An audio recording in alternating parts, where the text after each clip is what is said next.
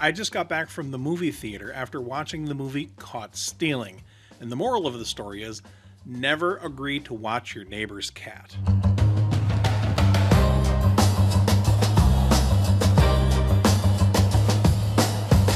So I went into this movie not really knowing all that much about it. I think I saw a trailer for it on my phone, but it piqued my interest enough to go watch the thing, so I did, and you know what? I'm really glad that I did. The movie was better than I expected it to be. Now, it does have a little bit of a pacing issue at the beginning. It takes a little while for the movie to get going. I found myself wondering what the point of the movie was, but once the movie really does grab a hold of you, it really grabs a hold of you. At the beginning of the movie, now I'm not going to get into spoiler territory too much here, so you can watch this movie safely after my review without me having given anything terribly important away. But at the beginning of the movie, we are introduced to our main protagonist, a baseball-loving guy named Hank Thompson, played by Austin Butler, and it's based on a script written by Charlie Houston. So 2 Texas city names there, it's kind of a fun coincidence. The movie was directed by Darren Aronofsky. Apologies if I'm saying that incorrectly. Our main character guy is in a romantic interlude with Zoë Kravitz's character. We get introduced to a sex scene pretty early in the movie. The movie's not as raunchy sexually as the beginning of the movie might lead you to believe it is, but it establishes the romance between these 2 characters. It establishes what these people are like, and they are likable characters. Hank is a bit of a drunk. He has some bad luck. And we find out more about his backstory later through flashbacks. The movie gives you a little flashback here, a little flashback there, and another little flashback. And after a while, you kind of figure out what his backstory is. But we're thrown right into a situation where he, get this, has to watch his neighbor's cat. What could possibly go wrong? Well, it turns out a whole lot can possibly go wrong because everything went wrong.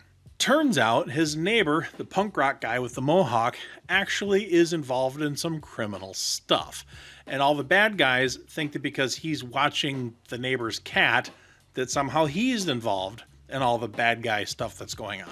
He gets confronted by some Russian gangsters who beat him up, thinking he knows more than he does, and he finds himself going deeper and deeper and deeper into a ridiculous situation that's really not his fault at all. And things spiral out of control from there. Once the movie really gets going, it's really good. It's just that first 15-20 minutes or so, you have to sit through a little bit of stuff that doesn't seem that important, but actually becomes very important later on. So really, when I finished watching the movie, I was actually very impressed by how everything had a proper setup and payoff. There was very little fluff in the movie. Almost every shot in the movie, every little bit of dialogue actually meant something later on. Sometimes just a little bit of character development here or there, but the main stuff that happens in the movie really ties into stuff that happens early in the movie. It's really well written. The setups and payoffs are something that most movie makers that are good understand. It's not just this happens and then this happens. A good story is this happens because this happens, which leads to this other thing happening.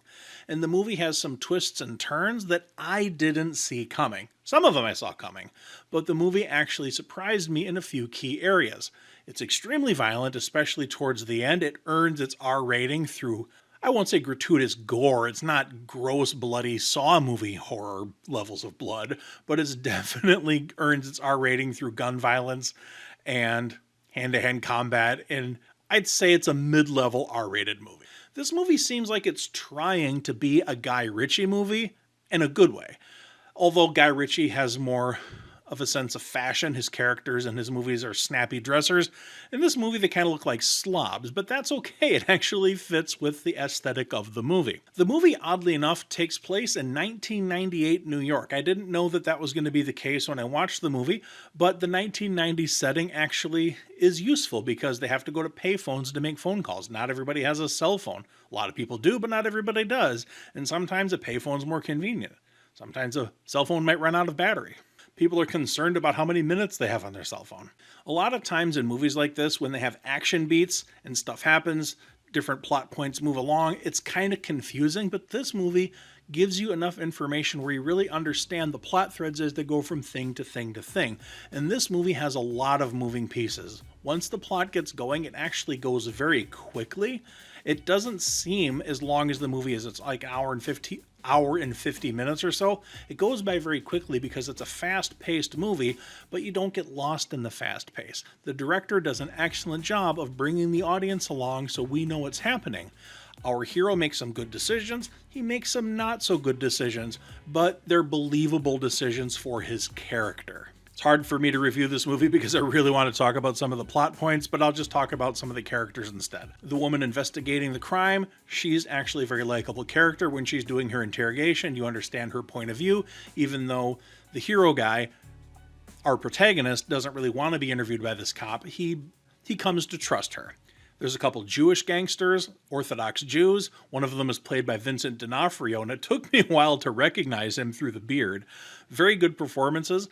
I really like these two characters. They're murdering thugs, but they're also Orthodox Jews. And for some reason that works. Just that aesthetic of the sheer violence, but with a couple likable characters. The Russian mafia people are kind of scary, but they kind of have some goofy, quirky character personality traits that kind of reduce the tension a little bit, make them seem a little less scary. But when people's bodies start dropping, you realize this isn't something you want to laugh at. This is something that's really deadly serious. It's fun for us in the audience, but not so much for our protagonist, Hank. Overall, I'll say this movie surprised me in more than one way. The music was good, the soundtrack was good, the 90s of it was pretty entertaining. It was just a good, fun, action, shoot-'em-up kind of movie. Takes a little while to get going, but when it does, it is so much fun. I really do recommend this movie. Have a few little nitpicks, spoiler stuff I'm not going to talk about. A few of the twists seemed a little bit, I don't know, not quite believable, but believable enough where you can roll with it. One thing the movie does that surprised me was at the very end credits. I don't know if I've ever seen this before. Credits usually roll up. In this movie, the credits roll down. Take that for what it's worth. Thanks for stopping by my channel, folks. Eric Wilfred Watson signing out.